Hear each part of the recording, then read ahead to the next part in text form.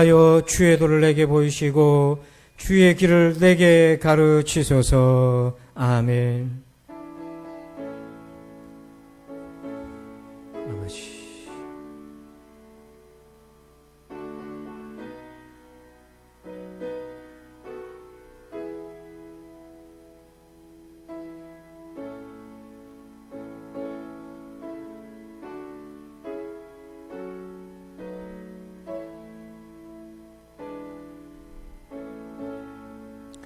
어디가 길인지 알 수 없는 혼돈의 시대에 오직 주만이 길이 되심을 고백합니다.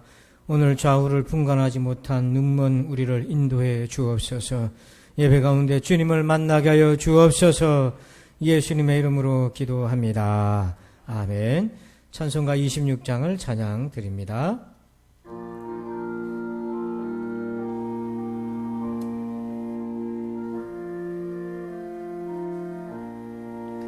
굳세 주를 아는 이들 찬송하고 찬송하세. 맘같을 거인다여 경배드리세. 주를 알지 못한 이들 주같이 인도하사 그의 피로 구속하니 찬송 부르세. 약한 사람 도움받아 시험 중에 참게 되니 모든 죄를 이기는 믿음 뿐이라. 진리 대신 우리 주는 영원토록 변함없네. 성도들아 주를 믿어 길이 섬기세. 아멘. 교독문 47번 시편 105편을 교독합니다. 여호와께 감사하고 그의 이름을 불러 아뢰며 그가 하는 일을 만민 중에 알게 할지어다.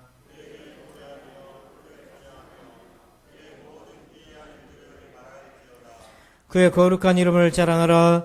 여호와를 구하는 자들은 마음이 즐거울지로다.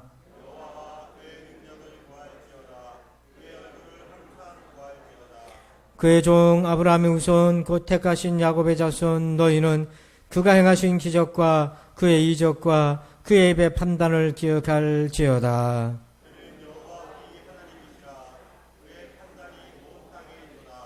그는 그의 언약 곧 천대에 걸쳐 명령하신 말씀을 영원히 기억하셨으니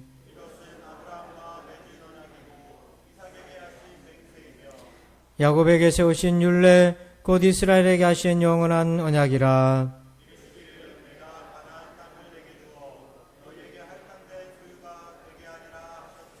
아멘. 나는 전능하신 아버지 하나님 천지의 창조주를 믿습니다. 나는 그의 유일하신 아들 우리 주 예수 그리스도를 믿습니다.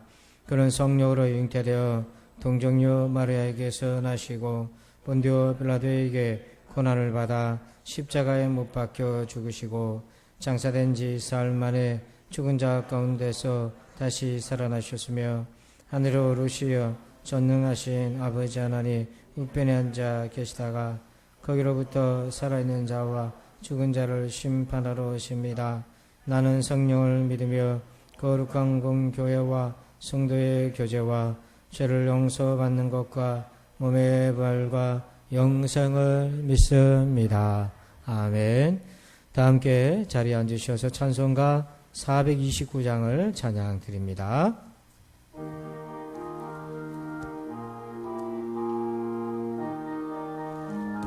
우리 박수하면서 찬송합시다. 세상 문파는 너를 흔들어 약한 마음 낙심하게 될 때에 내려주신 주의 복을 세워라. 주의 크신 복을 내가 알리라. 받은 복을 세워보아라. 크신 복을 내가 알리라.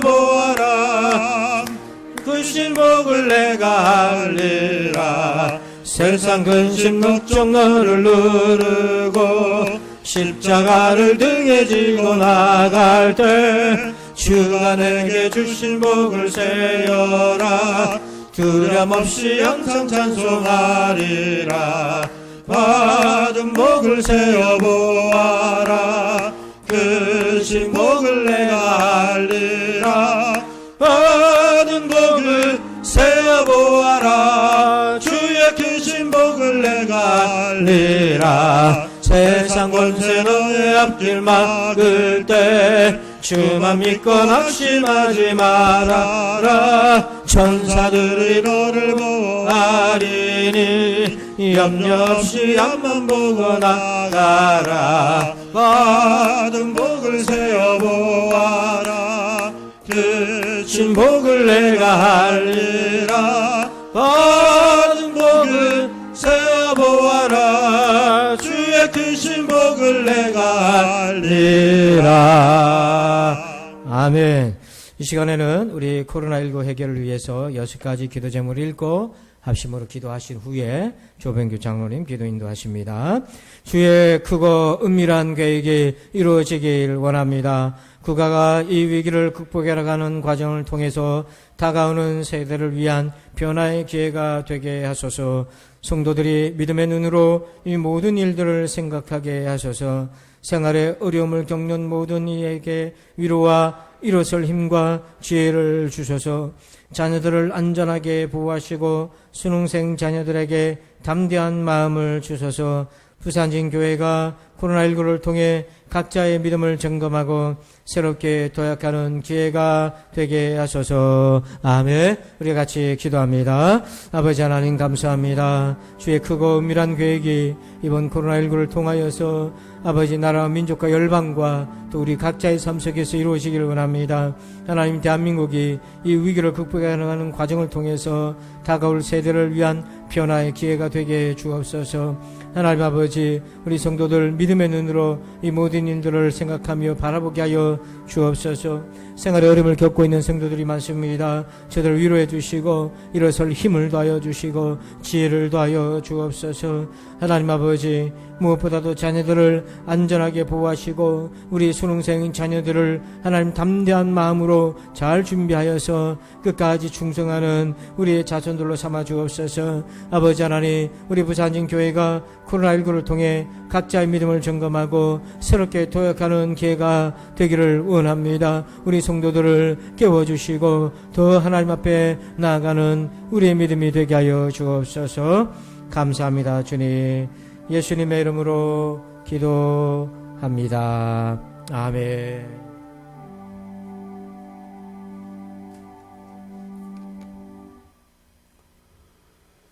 저희를 늘 한결같이 사랑하시는 아버지 하나님, 거룩한 날을 정하셔서 저희들을 불러주시고 모이기 어려운 이때에 이곳에 모이게 하시며 예배하게 하시니 감사합니다. 영광을 받으시 합당하신 아버지 하나님, 찬양과 경배로 영광을 돌리옵나이다. 아버지 하나님, 우리 예배를 받아 주시옵소서. 아버지 하나님, 코로나 바이러스로 인한 방역 지침으로 인하여 온라인과 대면 예배가 아직도 공전하고 있습니다. 하나님, 온라인으로 예배를 하였지만 갑자기 다가온 온라인 예배인지라 훈련이 덜 되어서 하나님 온전히 예배에 빠져들지 못했던 날도 있었습니다. 하나님, 저희들의 믿음이 아직 게다치보다도 적기에 온라인 예배 집중하지 못하고 여러 가지로 혼란스러웠던 마음을 회개합니다. 하나님, 저희들을 용서하여 주시옵소서. 아버지 하나님, 코로나 바이러스로 인하여 세상이 믿지 않는 모든 자들이 교회를 좋지 않게 바라보고 있는 이때에 하나님, 온전히 하나님을 섬길 수 있는 참된 믿음을 주시옵소서. 하나님, 온라인에서나 대면에서 예배하는 것이나 차이가 없이 은혜를 받는 저희들이 되게 도와주시옵소서. 아버지 하나님, 성도들을 이끄는 지도자들이 경성하게 하시옵소서. 하나님, 지도자들이 분열하지 않게 하여 주시옵소서. 하나님, 일방적으로 교회를 멸시하는 저들을 용서하여 주시옵소서. 하나님, 교회발 감염이 더 이상 나타나지 않게 도와주시옵소서. 하나님의 영광을 가리는 일이 일어나지 않도록 아버지 하나님 도와주시옵소서. 이 나라의 모든 교회 지도자들과 성도들이 세상의 빛과 소금의 역할을 올바르게 하게 도와주시옵소서. 하나님, 오늘 이곳을 예배하는 저희 성도들을 지켜주시옵소서. 예수님을 꼭 만나서 거듭나는 성도들이 되게 하여 주시옵소서. 하나님, 니고데마와 같이, 삭개와 같이, 하나님, 간절하게 주님의 옷자락을 만진 혈루증 앓는 여인과 같이 우리에게도 간절한 마음을 주셔서 예수님을 꼭 만나야겠다는 결단의 마음을 저희들에게 주시옵소서. 아버지 하나님, 계절이 바뀌는 이 시기에 성도들의 건강을 지켜 주시옵소서. 하나님, 질병으로 또한 경제적으로 어려운 가정들이 있습니다. 하나님, 문제를 놓고 기도하고 있습니다. 하나님, 포기하거나 지치지 않게 도와주시옵소서. 하나님께서 원하시는 시간에 해결되게 도와주시옵소서. 하나님, 특히 어르신 성도들을 특별하게 보호하여 주시옵소서. 아버지 하나님, 오늘 이곳을 예비하는 청년들의 믿음이 자라게 도와주시옵소서. 하나님, 청년들을 지도하는 교사들을 율하여 주시옵시며 청년들에게 흔들리지 않는 믿음을 허락하시옵소서. 하나님, 말씀으로 무장해서 세상에 나가게 하여 주시옵소서. 그래서 하나님, 평생에 하나님과 동행하는 삶을 사는 저희들이 되게 도와주시옵소서. 하나님, 예배 중에 성령님 꼭 경험하게 도와주시옵소서. 아버지 하나님, 담임 목사님을 성령님께서 꼭 지켜 보호하여 주시옵소서. 목사님 자녀들의 장례를 하나님께서 인도하여 주시옵소서. 말씀 준비와 신방과 예배를 준비하는 시간에 늘 지켜 주시옵시며 말씀의 근원이 메마르지 않도록 늘 공급하여 주시옵소서. 성령 충만한 말씀을 저희들에게 전하게 도와주시옵소서. 아버지 하나님, 이 예배에 함께 하시니 감사합니다. 예배에 집중하는 것을 흩뜨려버리는 나쁜 생각들을 물리쳐 주시고 제 예배자들은 신령과 진정으로 예배하게 도와주시옵소서. 하나님, 목사님께서 말씀 대언하실 때에 성령님과 진리로 충만한 말씀이 증거되게 하시며 듣는 길을 주셔서 마음대로 판단하지 말게 하시며 말씀이 우리의 심령을 깨우치게 도와주시옵소서. 하나님, 말씀의 열매가 나타나게 하시며 말씀을 우리에게 적용하며 이웃에게 전하며 살아가는 저희들이 되게 도와주시옵소서. 아버지 하나님, 예배를 안내와 반주자들을 유로하여 주시옵시며 휴가와 업무 때문에 출타 중인 성도들이 있습니다. 어느 곳에 있든지 예배하는 성도들이 되게 도와주시옵소서. 아버지 하나님, 사단의 무리가 예배에 침입하지 못하도록 도와주시옵시며 이 모든 말씀을 예수님의 이름으로 감사하고 기도드리옵나이다. 아멘.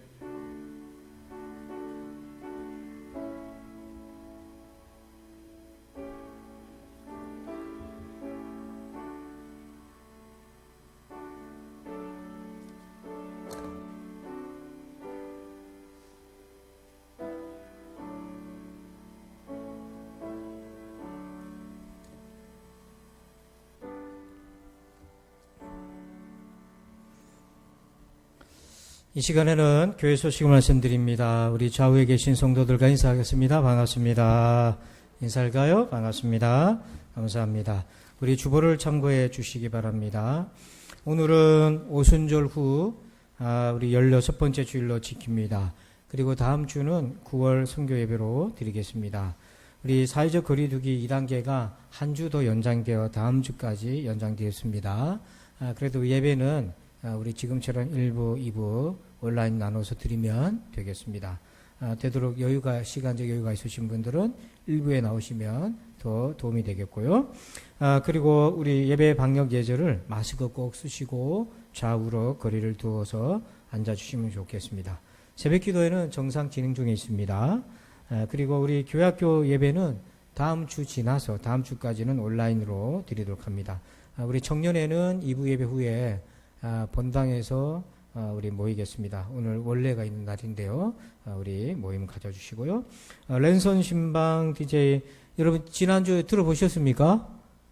예, 들어보신 분들은 고개를 좀 끄덕 해주시면 시청률을 내가 청취율을 확인을 하겠는데요. 어떠셨는지 모르겠는데요.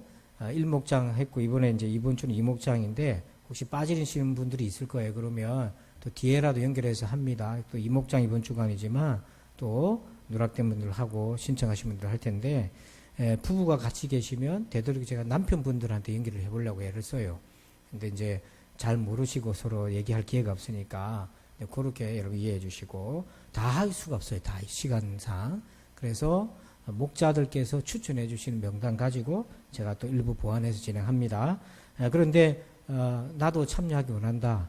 그럴 경우 문자를 저한테 주시면 또 제가 연락을 바로 할게요. 그리고 문자로 참여할 수도 있어요. 방송이 쑥스러우신 분들은 문자로 기도 제목 근황 이렇게 보내주시면 제가 문자 내용을 소개해 드리도록 그렇게 하겠습니다. 그래서 이번 주는 이목장 식구들 중심으로 또 이렇게 진행하도록 하겠습니다. 카톡으로 지금 온라인 목장 예배를 드리고 있습니다. 여러분 이거 가볍게 여기지 마시고 1인 예배로 이럴 때 혼자서 예배드리는 훈련도 하셔야 됩니다. 그렇게 진행해 주시고요. 오늘은 2부 예배 후에 각 기관 원래로 모입니다. 그리고 직원의 보고서를 지난주 나눠드렸는데 편집상 오류가 있어가지고 표가 한 칸씩 밀린 경우가 생겼어요. 그래서 뒤에 게시판에 수정본을 다시 부착했으니까 혹시 여러분 집에서 보시다가 이상한데 이런 부분이 보이신 것은 화면을 확인해 주시고요. 또 혹시나 미처 수정이 안 된 거 있으면 여러분들께서 표시를 해주시면은 정정하도록 하겠습니다. 그리고 우리 이현우 장로님 내과에서 또 광고를 해주셨는데 지금까지 무료 접종 대상이 다 있었잖아요. 그런데 올해는 중고등학생들도 해당이 됩니다. 올해만. 그래서 만 13세에서 18세까지 해당이 되는데 거기 보면 이번 주간에는 만 16세에서 18세 고등학생들이 무료 접종 대상이고 10월달 첫 주에는 중학생들이 대상입니다. 근데 부모님들이 같이 가셔야 돼요. 그래서 무료 예방 독감, 계절 독감을 예방 접종을 꼭 해주시면 감사하겠습니다. 그리고 지난 태풍 때 주차장 천정이 일부 내려앉았어요. 바람이 너무 거세가지고 지난 주간에 관리부에서 보수공사를 잘 마쳤습니다. 감사하고요. 나머지 광고는 주보를 참고해 주시기 바랍니다. 이 시간에는 들으신 예물을 봉헌하겠습니다.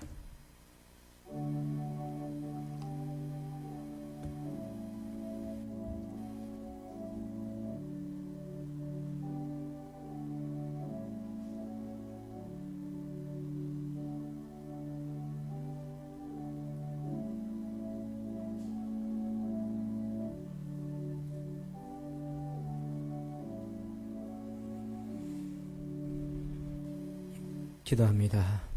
하나님, 지금은 내가 평안하다고 만족할 수 없는 고통의 시절을 우리가 함께 보내고 있습니다. 타인의 고통을 보면서 함께 아파하는 주의 마음을 허락하여 주옵소서. 단지 우리가 감사하다는 고백뿐만 아니라 연약한 우리를 긍휼히 여겨주시고 도와주옵소서. 그럼에도 불구하고 나오미에게 룻을 주신 것처럼 여전히 쓴 인생에도 긍휼을 흘려보내고 계신 우리 하나님의 은혜를 찬양합니다. 우리 성도들이 드리는 예물을 받아 주옵소서. 우리의 인생도 받아 주옵소서. 사랑하는 우리 성도들에게 복을 내려 주옵소서. 믿음과 건강과 자녀와 사업의 복을 주시옵소서. 아버지 하나님, 가정에서도 예배할 때마다 은혜가 강처럼 흘러가게 하여 주옵소서. 감사합니다. 주님, 예수님의 이름으로 기도합니다. 아멘. 오늘 주시는 말씀 봅니다. 우리 구약성경 사사기 보겠습니다. 사사기 21장 25절 한 절을 보겠습니다. 사사기 21장, 사사기 제일 끝장에 있습니다. 25절 한 절을 보겠습니다.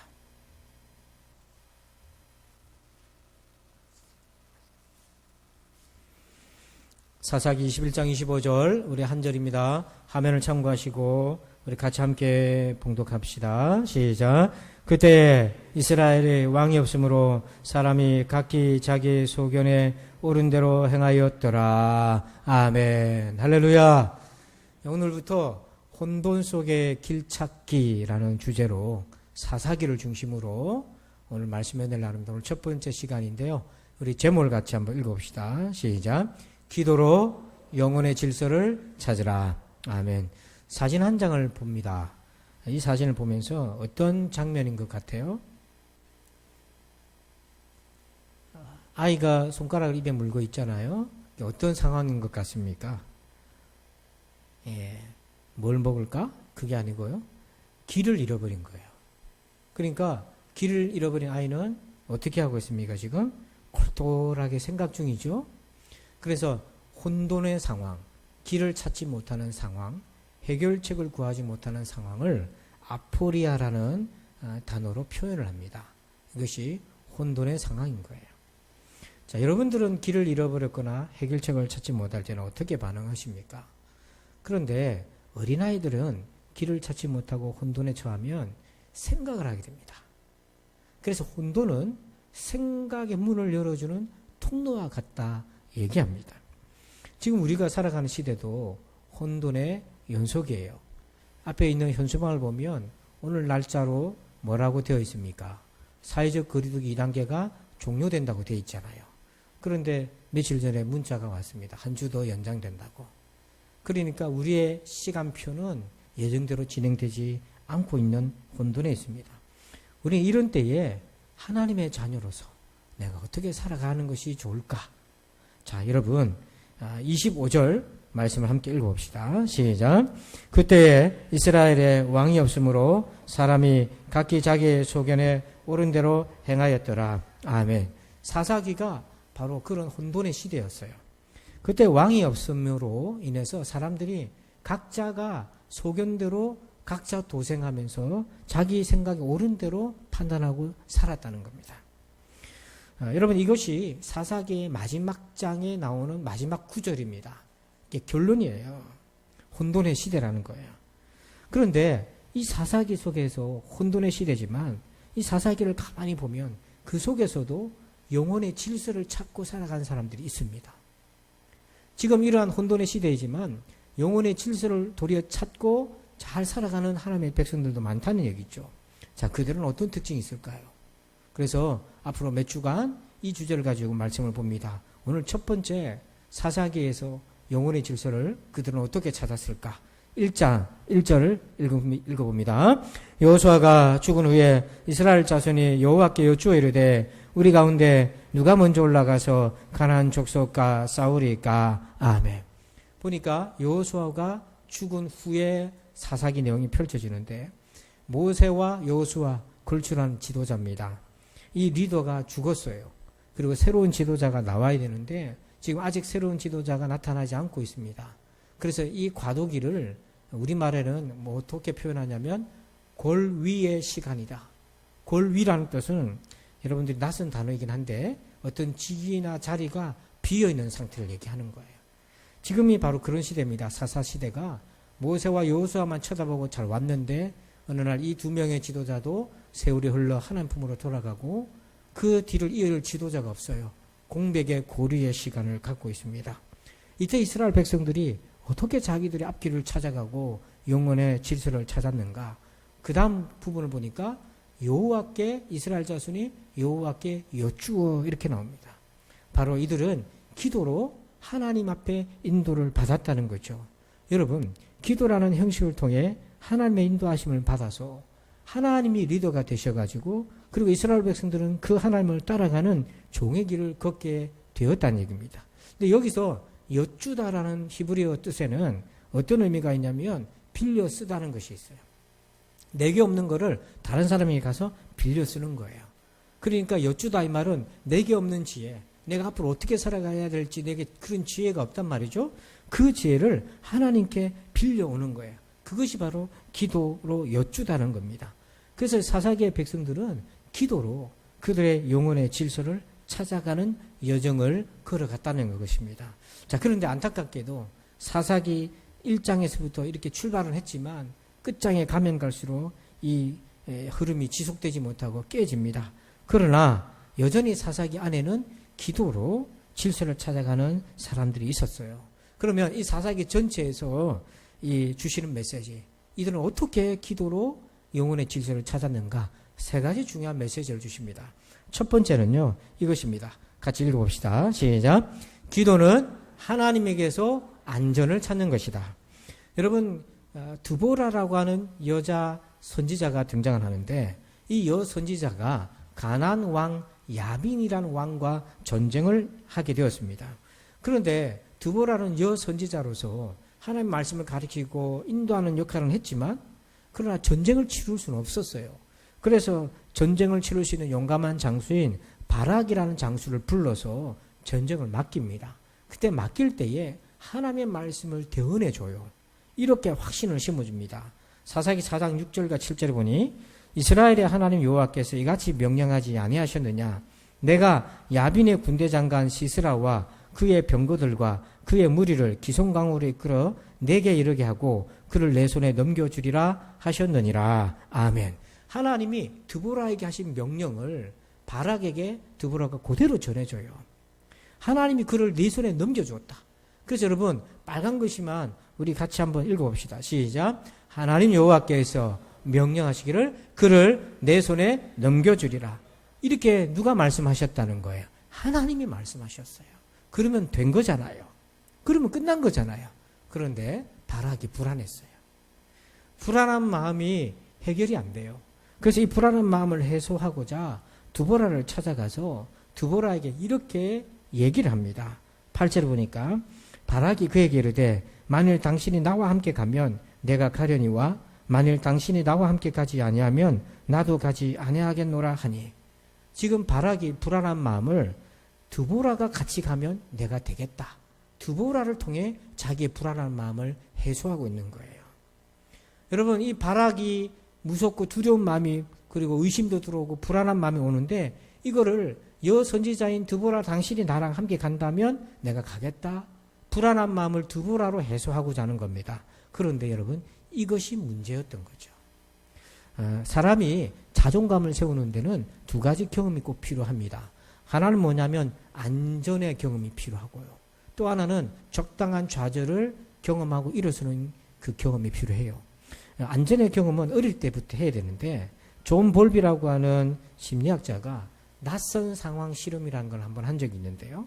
14개월 된 아이에게, 막 돌을 지난 14개월 된 아기를 엄마와 함께 방에다 두고 장난감을 줬어요. 그러니까 엄마가 옆에 있으니까 아이는 장난감을 가지고 열심히 즐겁게 놀았어요. 그런데 말없이 엄마가 살짝 방에서 빠져나갑니다. 그렇게 처음에 놀다가 애가 엄마가 없는 걸 알아요. 그 다음부터 아기가 어떻게 반응합니까? 장난감을 내팽개치고 엄마를 찾으면서 막 울기를 시작해요. 공포에 휩싸여요. 그러다가 엄마가 다시 들어옵니다. 그러면 아이가 엄마한테 안기죠. 그럼 엄마가 다독거립니다. 마음의 안정을 찾아요. 그러면 아이는 다시 장난감에 몰두해서 또 즐겁게 놉니다. 그래서 아기는 어릴 때부터 엄마로부터 안전의 경험, 애착의 경험이 있어야 한다는 거죠. 자, 그런데 문제는요, 이 바락이 바로 그런 엄마의 역할을 드보라를 통해서 얻고자 했다는 거예요.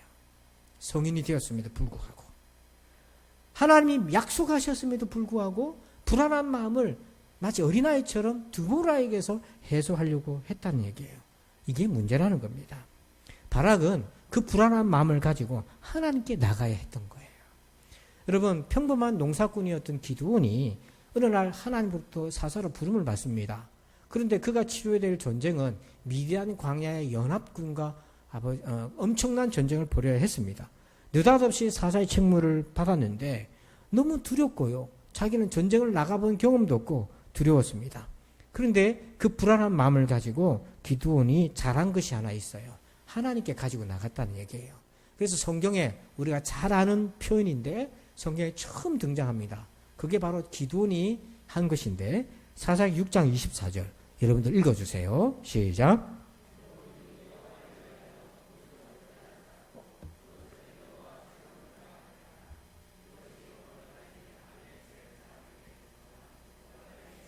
예, 처음으로 여호와 샬롬이라고 했던 사람이 바로 기드온입니다.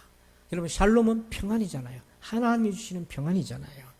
그런데 이렇게 두렵고 떨리는 막대한 전쟁을 치러야 될 이 기드온의 짐이 너무 무거운데 그가 얼마나 두려웠겠어요. 공포심이 있었겠어요. 농사꾼이 어떻게 전쟁을 지휘합니까? 그걸 어떻게 그걸 감당합니까? 그 역시도 바락처럼 무서웠어요. 불안했어요. 그런데 그는 그 불안한 마음을 어떻게 해결했냐면 6장 36절 보니까 기드온이 하나님께 여쭈되, 또 6장 39절 보니까 기드온이 또 하나님께 여쭈되 주여 내게 노하지 마옵소서. 그러니까 기드온은 고민이 되고 의문이 들고 걱정이 되고 의심이 들 때마다 누구를 찾아갔어요? 하나님을 찾아갔어요. 이게 바락과 기드온의 차이였어요. 지금도 많은 성도들이 그 불안한 마음을 드보라와 같은 사람에게서 해소하려고 합니다. 그러나 기드온은 하나님에게서 그 안전을 찾았던 거예요.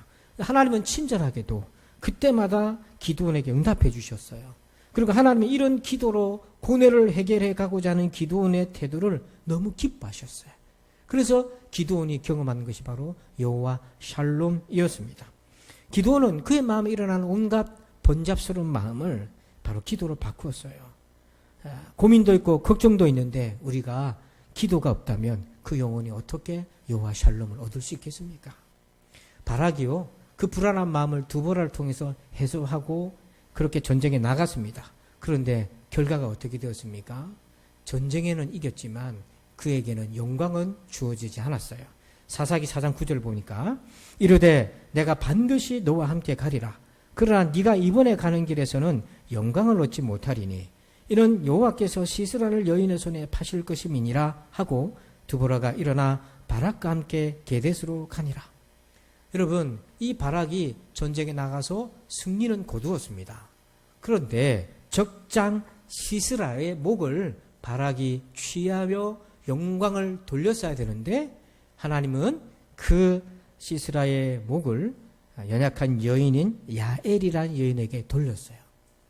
여러분, 이런 거 있잖아요. 승리는 했는데 기쁨이 없어. 여러분, 그 일이, 걱정하던 일이 이루어지긴 했어요. 여기 저기 도와달라고 호소해가지고 도움은 얻어서 이기긴 했고 해결은 됐는데 하나님 앞에서 마음이 무거워 기쁘지가 않아요. 왜요? 하나님을 온전히 의지하지 못한 우리의 부족함이 있기 때문에 그런 거예요. 여러분, 오늘 여러분들은 불안한 마음을 무엇으로 해소하고 있습니까? 우리는 안전을 어디서부터 찾고 있습니까? 기도는 불안한 마음을 하나님께로 가지고 나가는 것입니다. 기도는 하나님으로부터 안전을 얻는 것입니다. 두 번째로 사사기의 기도는 어떤 것입니까? 제목 읽어볼까요? 시작. 기도는 진정성을 형성한다. 여러분, 기생 아들이었던 입다라는 사사가 있는데 그가 출생 신분이 기생의 아들이라 그래서 싸움은 잘했지만 백성들로부터 외면을 당했어요. 근데 나라가 어려움에 빠지자 백성의 지도자인 장로들이 입다를 찾아와서 우리의 사사가 되어주시고 이 전쟁을 이기게 해달라고 부탁을 하러 옵니다. 그럴 때 이 입다가 그 부탁을 받고는 하나님께로 나갑니다. 그 장면이 11장 11절에서 나와 있는데 이에 입다가 길앗 장로들과 함께 가니 백성이 그를 자기들의 머리와 장관을 삼은지라 입다가 미스바에서 자기의 말을 다 여호와 앞에 아뢰니라. 참 인생이라는 게 그렇습니다. 서생이 아니고 지생의 출신이라고 출신 신분이 그렇게 좋지 않다고 외면할 때는 언제고 급하니까 찾아와서 도와달라 하는 거잖아요. 그러니까 여러분, 우리가 준비되어 있으면 기회는 오는 거예요. 환경을 탓하고 무너질 것이 아니라 어찌하든지 내가 준비되어 있으면 기회는 하나님 주시기 마련인데요. 근데 그때 있다가 미스바로 갑니다. 가서 자기의 말을 다 여호와 앞에 아뢰었다 그랬어요. 기도했던 거죠. 하나님 앞에 결심하고 결단하고 하나님 앞에 소원을 합니다. 그런데 이 전쟁에서 나가서 싸울 때에 하나님이 이기게 해주시면 이 입다가 뭐라고 소원하냐면 나를 환영하러 나오는 집안의 식솔들 중에 맨 처음 나오는 존재를 하나님께 드리겠습니다. 이렇게 소원을 해요. 근데 마침내 전쟁에서 이기고 돌아오는 길에 자기를 환영하러 나오는 집안 식구들이 있었을 텐데 만약에 입다가 반려견을 키웠더라면 해피가 먼저 달려나가지 않았겠어요. 그러면 아무 걱정 없는 일이 될 터인데 물론 반려견도 너무 마음 아픈 일이긴 하지만 자기가 사랑하는 딸이 온 거예요. 어떻게 해요? 이 참담한 일이 생겼습니다. 세상 그 무엇도 바꿀 수 없는 자기 딸이 맨 앞장서서 달려나와 아버지를 환영한 거예요. 그때 입다가 그 속마음을 이렇게 고백해요. 35절 보니까 입다가 이를 보고 자기 옷을 찢으며 이르되 어찌할꼬 내 딸이여 너는 나를 참담하게 하는 자요 너는 나를 괴롭게 하는 자 중에 하나로다. 내가 여호와를 향하여 입을 열었으니 능히 돌이키지 못하리로다 하니. 여러분, 입다가 울면서 이 고백을 하지 않았겠어요? 그런데 입다의 딸도 훌륭한 것이 아버지랑 똑같은 말을 해요. 또 우리가 주목할 부분이 여기입니다. 내가 여호와를 향하여 입을 열었으니 능히 돌이키지 못하리로다. 내가 하나님 앞에서 했던 말은 반드시 내가 지킬 것이다. 여러분, 이 속 안에 들어있는 내용이 바로 진정성인 거예요. 시편 15편 4절에 보니까 여호와의 집에 들어갈 수 있는 사람이 어떤 사람인가 봤더니 그의 눈은 망령된 자를 멸시하며 여호와를 두려워하는 자들을 존대하며 그의 마음에 소원한 것은 해로울지라도 변하지 아니하며. 여기에 우리가 주목할 부분이 하나님의 집에 들어가는 사람은 변하지 않는 사람이라는 거예요. 하나님 앞에서 했던 고백은 변하지 않는 것, 변하지 않는다는 것이 바로 진정성인 거죠. 내가 해로울지라도 그것이 나에게 해로운 일로 바뀐다 할지라도 변하지 않는 것. 이것이 진정성입니다. 하나님의 사람은 이 진정성이 있어야죠. 여러분, 진정성이라는 것은 크게 두 가지 기둥이 있어요. 하나는 뭐냐면 온전한 자기 자신이 된다는 겁니다. 우리에게서 온전한 자기 자신이 된다는 것은 내가 하나님의 자녀가 된다는 거잖아요. 그전에는 부모님의 이름에 누가 되지 않게 자기 자신이 되기를 애를 썼다면 이제는 하나님의 자녀로서 하나님께 누가 되지 않는 사람, 신앙의 양심을 지키기 원하는 사람. 그래서 수많은 크리스찬들이 고뇌하는 이유가 뭡니까? 세상의 논리랑 부딪히면서 고민하는 이유가 뭐예요? 내가 온전한 하나님의 자신이 하나님의 자녀가 되기를 원하는 진정성의 욕구가 있기 때문인 거예요. 또 하나는 그런 진정한 나 자신이 되려면 자신을 초월해야 됩니다.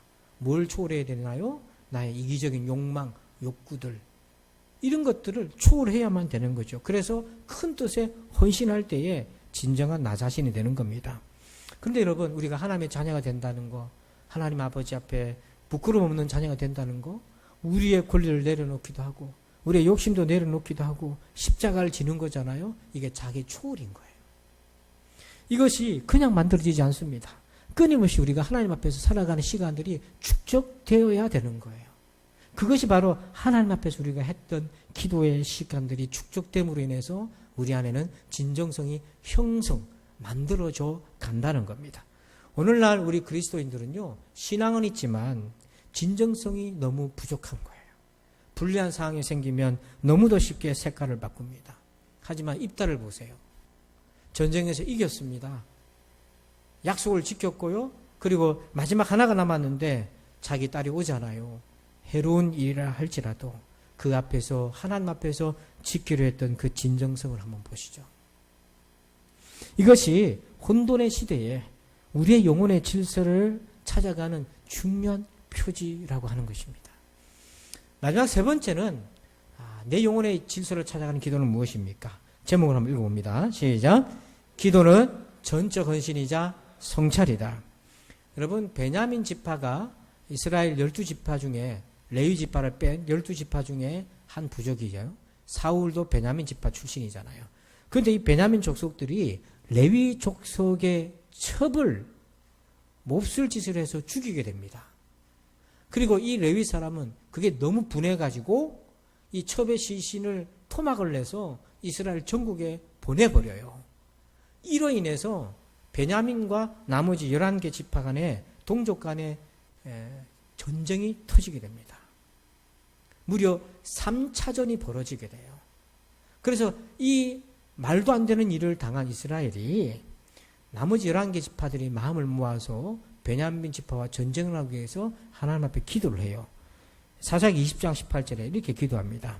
이스라엘 자손이 일어나 베델에 올라가서, 이때 올라간 자손들은 싸움에 나갈 군인들이 위주입니다. 베델에 올라가서 하나님께 여쭈어 이르되 우리 중에 누가 먼저 올라가서 베냐민 자손과 싸우리까 하니 여호와께서 말씀하시되 유다가 먼저 갈지니라 하시니라.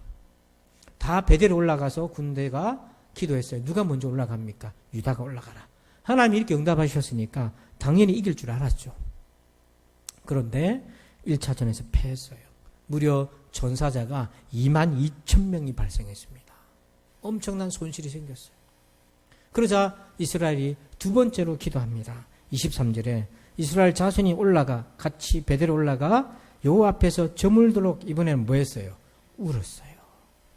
여호와께 여쭈어 이르되 내가 다시 나아가서 내 형제 베냐민 자손과 싸우리까 하니 여호와께서 말씀하시되 올라가서 치라 하시니, 이번에 울면서 기도했어요. 근데 하나님 올라가서 치라. 그래서 올라가서 전쟁을 했는데 이번에도 패했어요. 이번에도 무려 전사자가 18,000명이 생겼습니다. 또 이길 줄 알았는데 또 패했어요. 이게 어찌된 일이에요? 이번에 세 번째 이스라엘이 기도합니다. 그런데 기도 내용이 좀 달라져 가기 시작해요. 26절에 보니까 이에 온 이스라엘 자손 모든 백성이 올라가서 베델에 이르러 거기서 울며 거기서 여호와 앞에서 앉아서 그 날이 저물도록 뭐하고 금식에 추가가 되고 모든 백성이 올라갔어요. 군대가 아니고 모든 백성들도 올라갔고 금식이 추가되고 번제와 화목제를 드렸어요. 제사가 추가됐어요. 그리고 27절에 이스라엘 자손이 여호와께 물으니라. 그때에는 하나님의 언약궤가 거기에 있고 언약궤를 모셔와서 같이 기도합니다. 그리고 28절에 아론의 손자인 엘르아살의 아들 비느하스, 아론의 제사장의 직계 자손인 손자인 비느하스를 모셔서 같이 기도해요. 이스라엘 자손들이 여쭈어 이르기를. 그리고 이번에는 기도 내용이 달라졌어요. 우리가 다시 나아가 내 형제 베냐민 자손과 싸우리까 이번에는 말리까 하니 여호와께서 이르시되 올라가라. 내일은 내가 그를 내 손에 넘겨주리라 하시는지라. 이번에는 하나님이 확실하게 말씀하셨어요. 내일은 내가 이기게 해줄 것이다. 여러분 3차전에 걸쳐서 세 번의 기도회에서 왔을 때 세 번째 기도회는 기도의 태도가 달라졌어요. 거기 보니까 어떻게 달라졌나 보니까 모든 백성이 올라갔어요. 1차 때는 베델에 올라갔고 맞습니다. 뒤에 그 보여주시면 돼요. 2차 때는 눈물을 흘렸어요. 3차 때는 모든 백성이 베델에 올라가고 금식이 추가되고 울면서 금식했고 제사를 지냈고 언약궤를 모셔왔고 제사장도 모셔서 같이 기도했어요. 자, 여러분들이 보실 때 1차 때 기도의 모습, 2차 때의 기도의 모습, 3차 때의 기도의 모습 중에서 어떤 기도의 모습이 바람직한 것으로 보입니까? 어떤 기도가 정말 전적으로 헌신한 기도로 보입니까? 세 번째잖아요. 여기서 묻습니다. 왜 하나님은 세 번째여야 비로소 승리를 주셨을까? 왜 첫 번째부터 승리를 주지 않고 왜 두 번째 승리를 주시지 않고 왜 세 번째 와서야 비로소 승리를 주셨을까? 여기 두 가지 역설적 메시지가 있어요. 하나는요, 기도라는 거는 전적으로 하나님을 의지하는 겁니다. 1차전 때에 베델에 올라간 것으로 만족했던 이스라엘.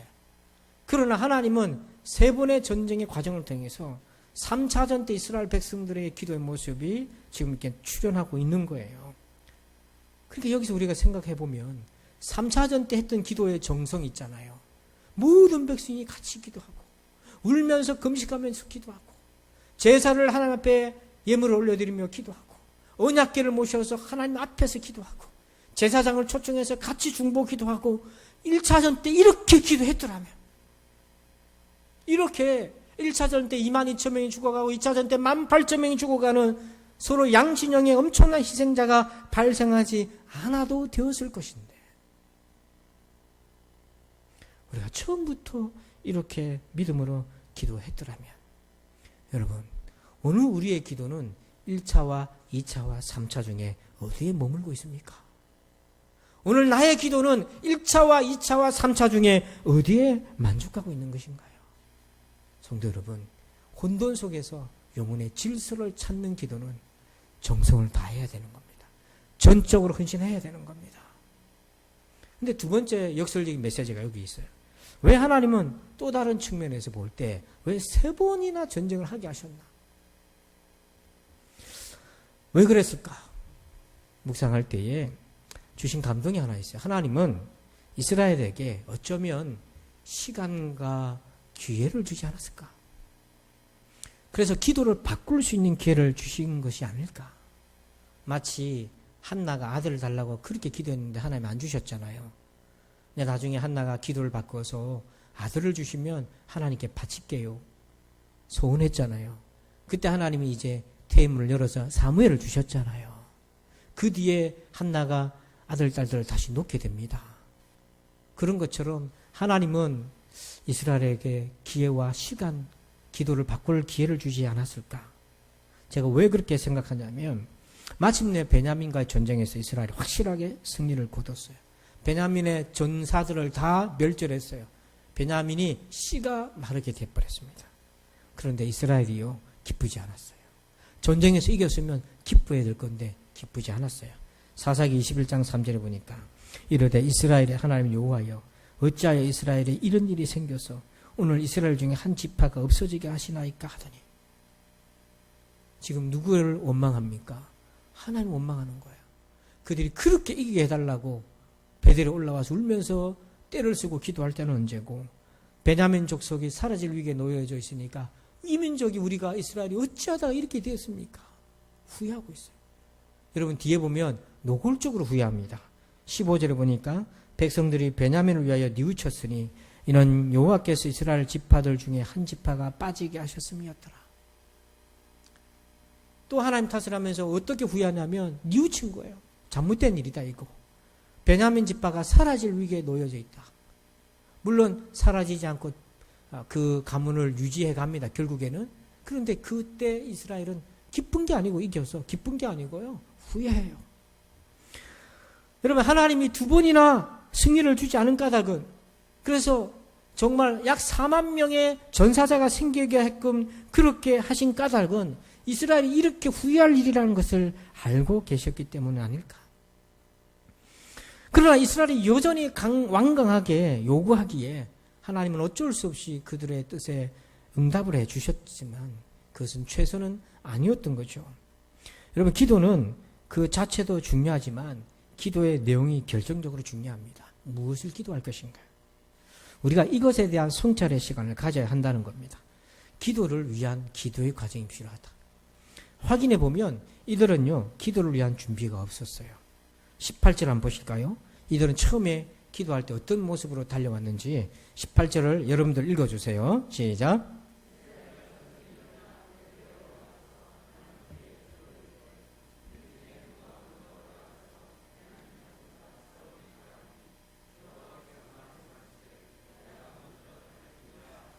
아멘.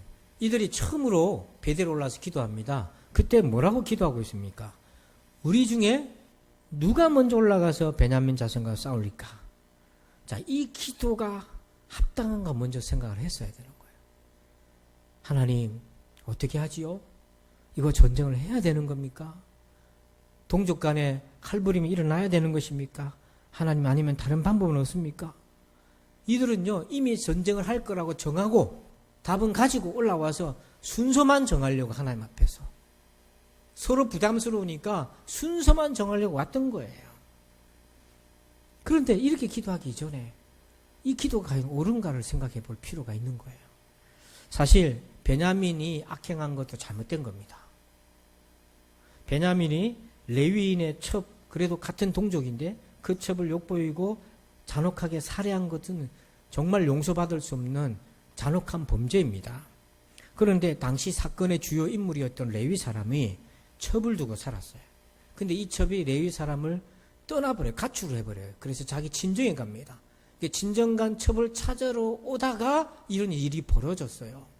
그러면 여기서 여러분 레위 사람이 하나님의 사람이 첩을 두면 됩니까 안 됩니까? 예, 요즘은 되는가 본데요. 안 되잖아요. 그리고 이 레위 사람은 누구를 섬겨야 되는 겁니까? 하나님을 섬기는데 이 레위 사람은 당시에 우상을 섬기는 제사장으로 월급받고 있었어요. 사꾼 생활을 했던 거죠. 그러니까 베냐민 지파의 악행에 분노를 했지만 레위 사람과 그들의 악행에 대해서는 누구도 분노한 사람이 없었던 거예요.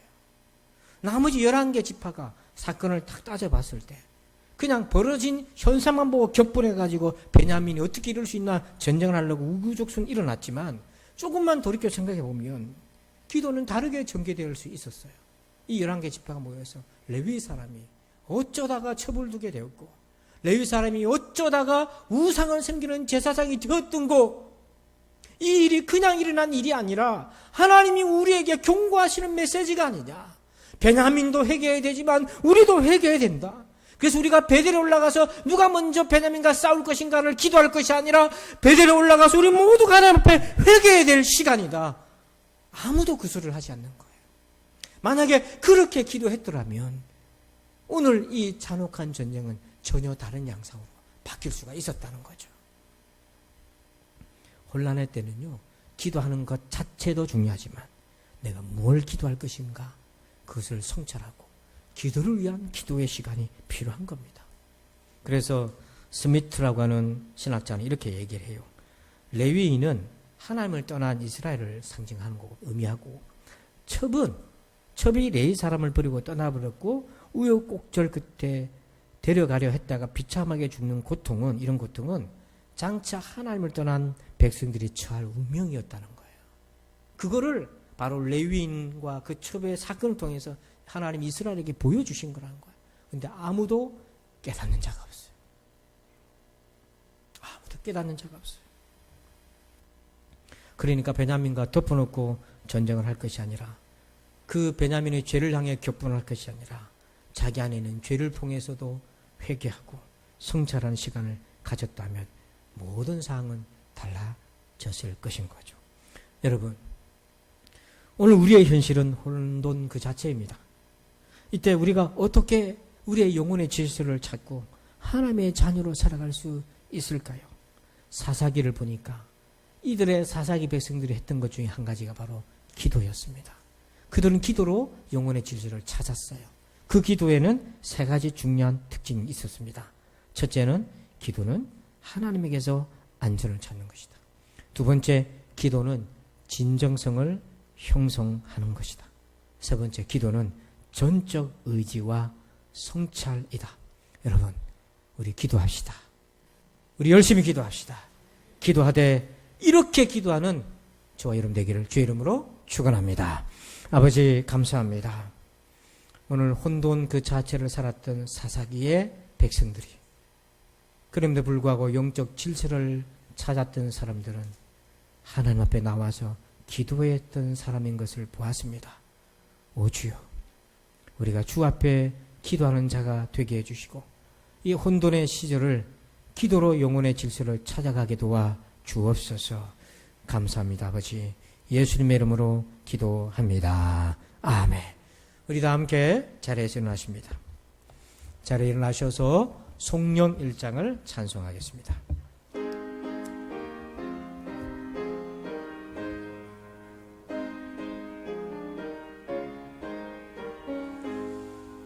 만복의 근원 하나님 온 백성 찬송 드리고 저 천사여 찬송하세 찬송 성부 성자 성령 아멘.